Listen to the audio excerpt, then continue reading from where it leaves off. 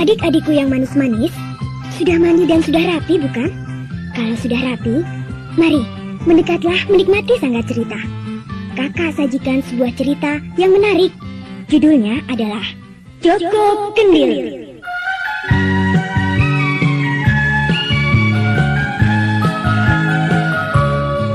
Inilah sebuah kisah cerita tentang seorang putra raja.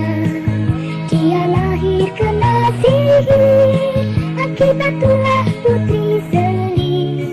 Sri Baginda sedih dan kecewa, sang putra lahir tak sempurna. Sedih dan duka hatinya melihat sang putra buruk rupa. Joko Kendil,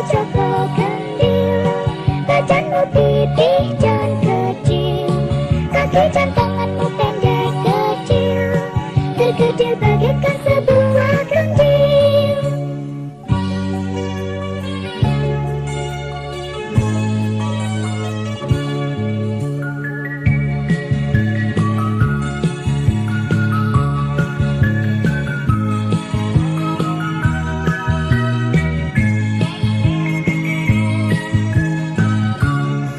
Sri Baginda sedih dan kecewa, sang putra lahir tak sempurna.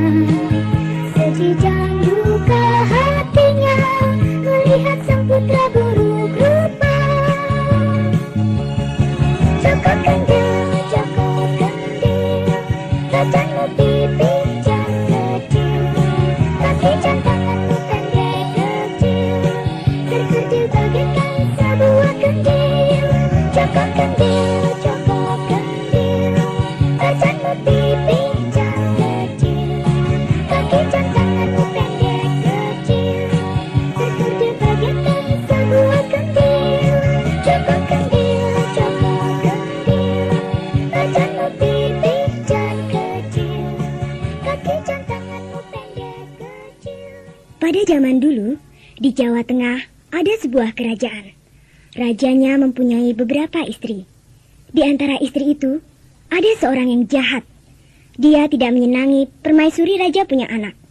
Untuk itu, dengan segala usaha, minta bantuan kepada seorang bibi tukang sihir.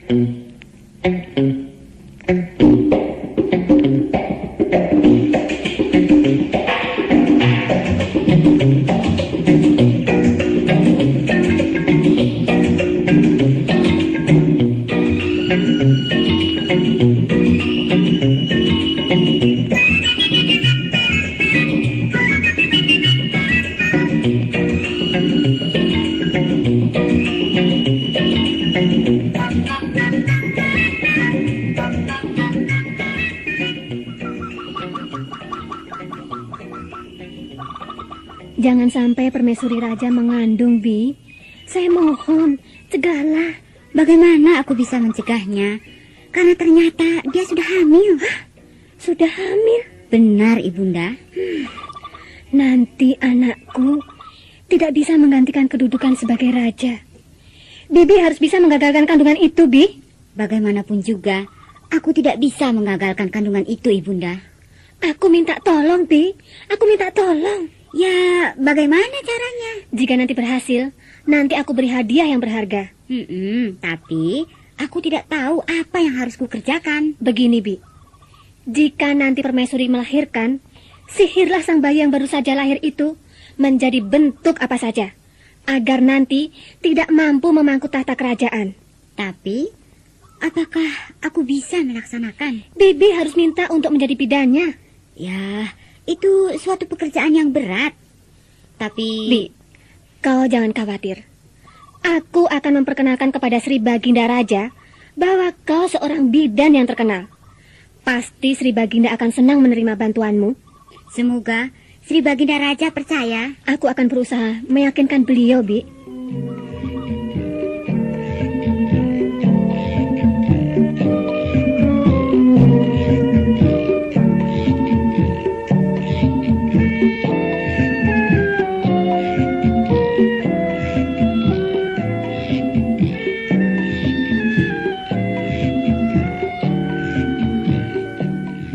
Atas usaha istri jahat itu, tukang sihir diterima oleh Sri Baginda Raja untuk menjadi bidan permaisurinya. Sementara sang bayi lahir, tukang sihir itu mengucapkan menteranya. Dalam menteranya, terbayanglah sebuah kendil. Dan apa yang terjadi?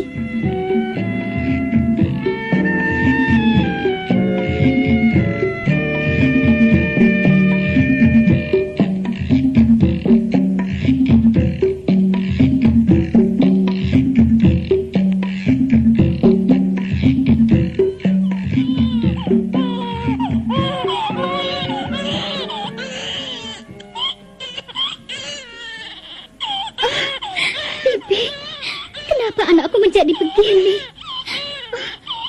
Dosa apakah yang telah aku perbuat? Sang bayi yang lahir adalah bayi lelaki. Bentuknya seperti periuk atau kendil. Tulang kepalanya mencuat ke atas, melingkar. Di tengah bagian atas tidak tertutup, tepat seperti bentuk periuk. Pada dasar periuk ada sebuah tonjolan. Inilah kepalanya. Badannya serba pipih, kaki dan tangannya kecil dan pendek. Kalau didudukan, tepat seperti sebuah periuk. Sri Baginda Raja pasti akan kecewa sekali. Beliau mengharapkan seorang putra mahkota yang sempurna. Tapi kenapa nasib anakku begini?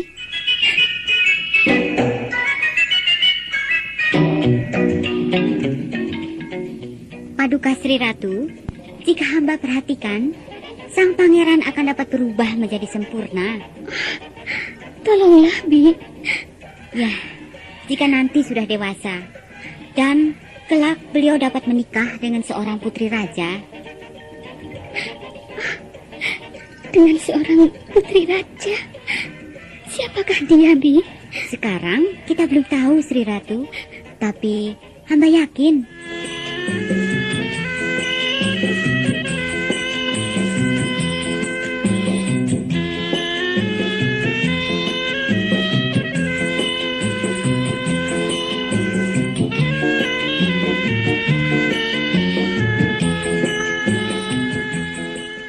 Sri Baginda Raja tahu bahwa putranya seperti kendil itu karena pengaruh sihir. Maka Sri Baginda Raja memanggil seorang ahli nujum yang sakti.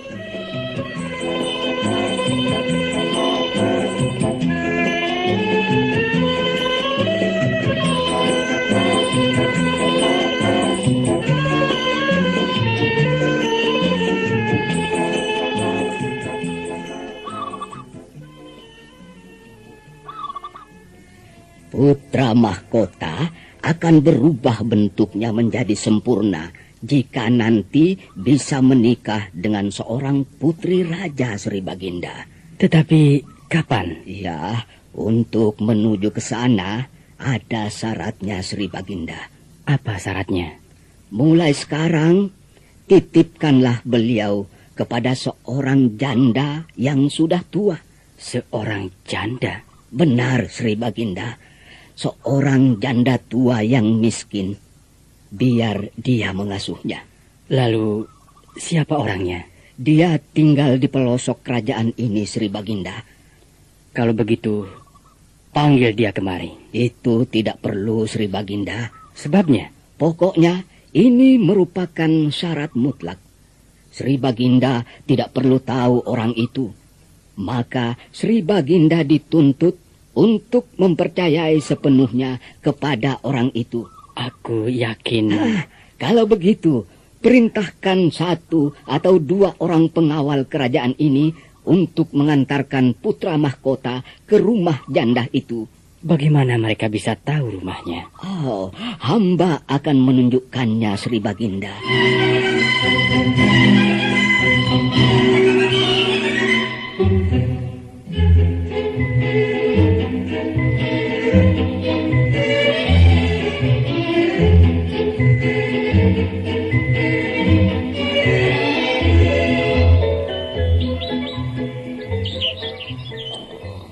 Jadi anak ini akan dititipkan kepadaku? Ya, benar, Nek. Nenek agar mengasuhnya. Oh, alangkah sedihnya mengasuh anak seperti Kendil ini. Nek, Nenek tidak perlu berkeluh kesah. Karena segala keperluan bayi ini akan dicukupi dari istana kerajaan. Bukannya aku berkeluh kesah, Dik. Iya. Tapi betapa kasihannya bayi ini. Ya, memang demikianlah takdir ilahi, Nek. Lalu siapa nama bayi ini? Dari istana kerajaan belum diberi nama, Nek. Maka terserah kepada Nenek gitu. Karena wujudnya seperti periuk atau kendil, maka aku beri nama Joko Kendil.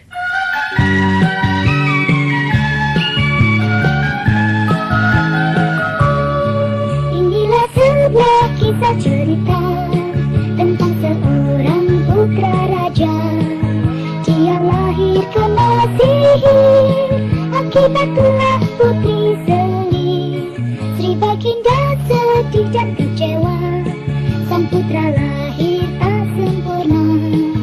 Sedih dan duka hatinya melihat sang putra buruk rupa.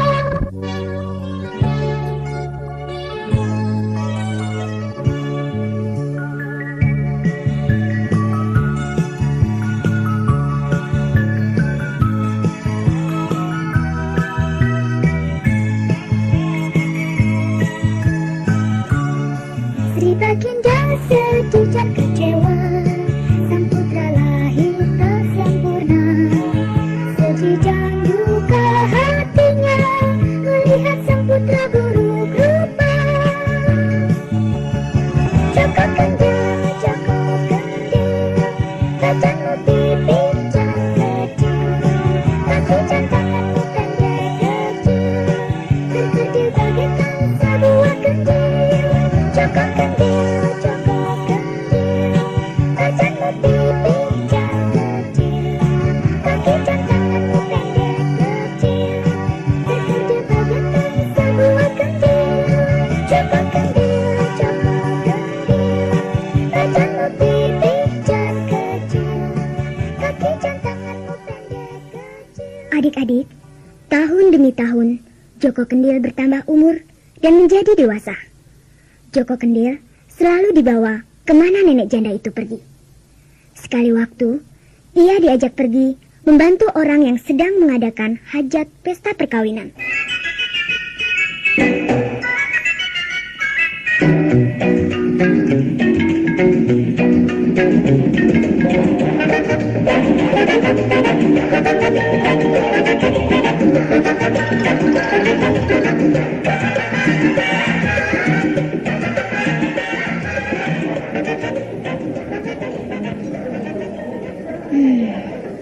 Kendil ini baik sekali jika untuk menanak nasi. Pasti bisa cepat masak. Ya, baiklah aku pakai memasak nasi. Loh. Kenapa lari menggelinding keluar? Kendil itu, Kendil itu.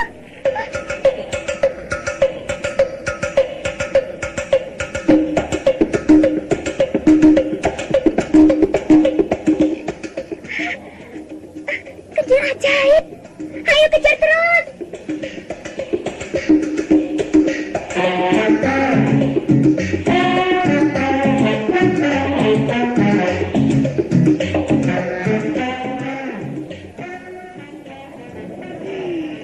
Aneh bin ajaib.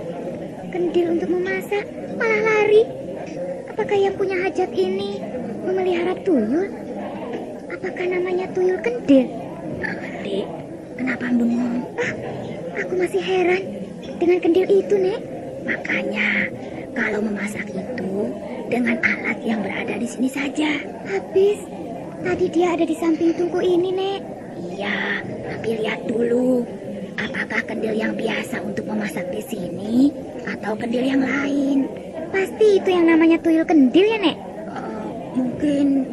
Loh, kelihatannya nenek tidak setuju. Bukannya aku tidak setuju, Dek. Kita yang sedang membantu memasak dalam pesta ini harus berhati-hati. Jangan ngawur.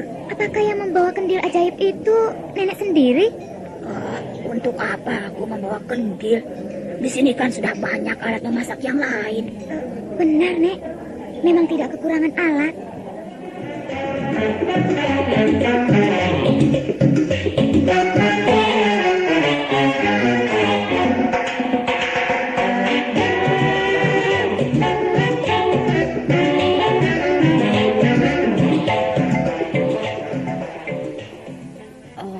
Kau tidak usah ikut pergi lagi, Joko Kendil. Loh, kenapa, Nek? Saya kan ingin lihat-lihat, Nek. Nenek khawatir akan keselamatanmu. Saya kan bisa menjaga diri, Nek. Walaupun berhati-hati, Nenek tetap khawatir. Sebab Nenek tidak bisa mengawasimu terus. Saya kan bukan anak kecil lagi, Nek. Saya bisa lebih berhati-hati.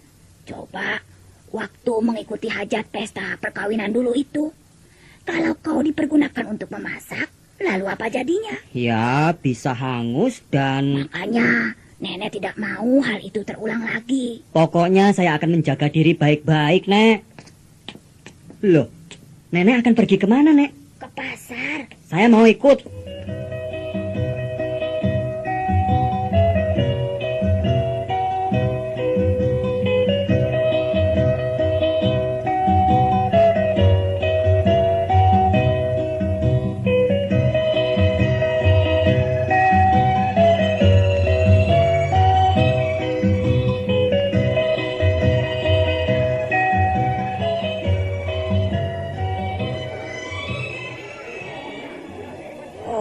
Berat amat. Kau membawa apa, Joko Kendil?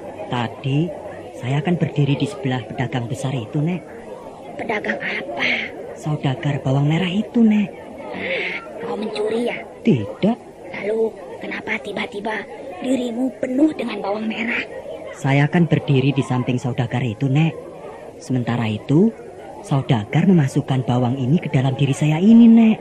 Oh, kenapa kau tidak bilang bahwa kau bukan tempat bawang merah? Oh, ini kan rezeki nomplok, Nek. Apalagi saudagar bawang merah itu saudagar besar. Kan tidak merasa rugi sedikit pun dengan bawang merah yang saya bawa ini, Nek. Tapi tindakanmu ini tidak baik, Joko Kendil. Lain kali jangan kau lakukan lagi. Loh, Nenek jangan menyalahkan saya. Karena dia sendiri yang memasukkan ke dalam diri saya ini, Nek. Ya, mungkin salah taruh. Tapi Nenek pesan, lain kali jangan dekat-dekat dengan saudagar apapun.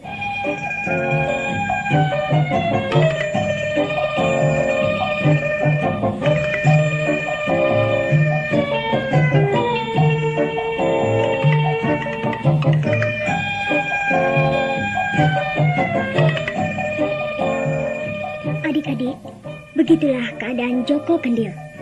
Berada dimanapun, dikira tempat untuk menaruh barang. Kadang-kadang malah sampah yang dimasukkan ke dalam dirinya. Namun, Joko Kendil tidak pernah marah. Ia menerima apa adanya. Sekali waktu, Joko Kendil diajak oleh nenek janda itu melihat keluarga raja dari kerajaan lain pesiar di pantai. Perhatian Joko Kendil tertuju kepada seorang putri kerajaan yang amat cantik jelita.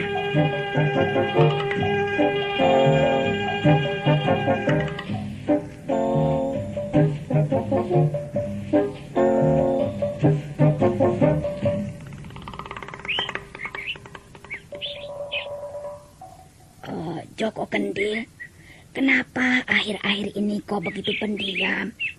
Apa yang kau pikirkan, nak? Nek, saya ingin mendampingi putri kerajaan yang baru saja pesiar di pantai itu, Nek.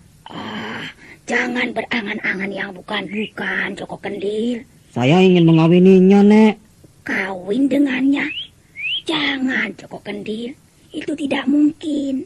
Saya senang sekali kepadanya, Nek. Putri itu adalah putri kerajaan yang agung. Sedangkan kau... Walaupun bagaimana, saya ingin kawin dengannya, Nek. Iya, aku tahu gejolak hatimu. Lebih-lebih kau sudah dewasa. Sudah waktunya untuk menikah. Tapi bagaimana caranya? Nenek harus bisa memenangkannya. Oh, nenekmu ini orang miskin. Mana mungkin bisa menghadap raja yang agung itu? Oh, kalau begitu, saya akan menghadap sendiri. Oh, jangan, Joko Kendil. Nanti pasti kau diusir. Biarlah. Begini saja. Kita tunggu utusan dari istana kerajaan. Nanti aku akan menceritakan segalanya. Biarlah dia yang melamarkanmu.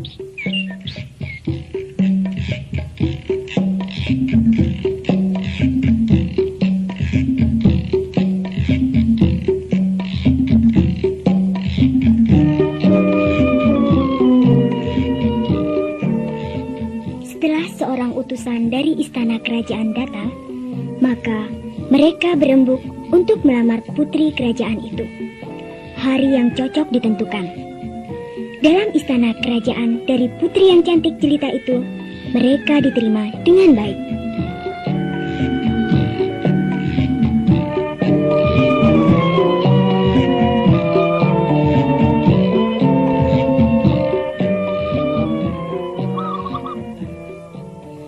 Aku tidak menolak lamaran kalian. Hanya aku ingin mengajukan syarat. Apa syaratnya, Sri Baginda? Nanti dulu. Aku ingin bertanya kepada putriku. Putriku, apa syaratnya? Jika dalam temu pengantin nanti, Joko Kendil tidak berubah menjadi manusia biasa, maka perkawinan itu batal, Ayahanda. Nah, itulah syaratnya. Ya, hamba menerima syarat itu, Sri Baginda. Apakah ada syarat lain, Sri Baginda? Oh, ada. Dia harus mematuhi perintahku. Apa perintah itu, Sri Baginda? Dalam pertemuan pengantin nanti, Joko Kendil harus mau diangkat dan didudukkan di kursi pengantin oleh putriku ini. Ananda tidak mau mengangkatnya, Ayahanda. Ananda tidak mau. Oh, jangan khawatir, putriku. Sang Dewata akan menolongmu. Tapi, bagaimana itu bisa terjadi? Putriku, sebuah firasat telah kualami, yaitu 3 hari yang lalu, bahwa ada sebuah kendil yang jatuh ke pangkuanmu dan pangkuanku. Tiba-tiba kendil itu berubah menjadi pria yang tampan dan gagah perkasa. Mungkin Joko Kendil itu, Sri Baginda. Itulah yang kumohon kepada Sang Dewata. Semoga firasat itu menjadi kenyataan.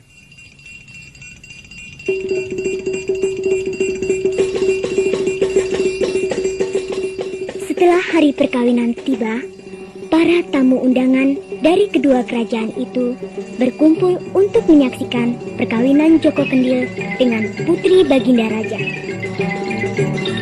Pada saat Putri Baginda mengangkat Joko Kendil, tubuh Joko Kendil memancarkan sinar keemasan yang cemerlang sekali. Ketika sinar itu memudar, berubahlah Joko Kendil menjadi pria yang tampan dan gagah perkasa.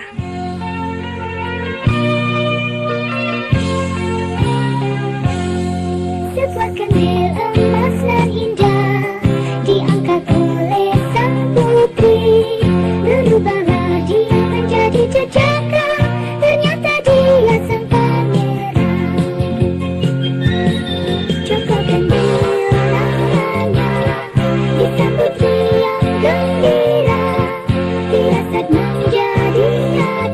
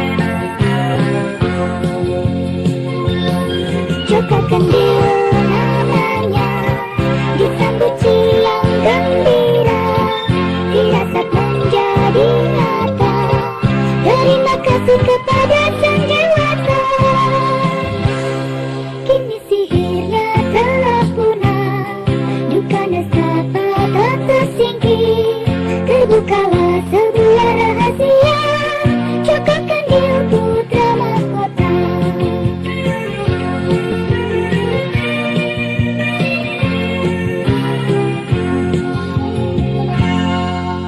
Adik-adik, sampai di sini dulu perjumpaan kita dengan Sangga Cerita ini. Semoga kita bisa berjumpa lagi di lain cerita.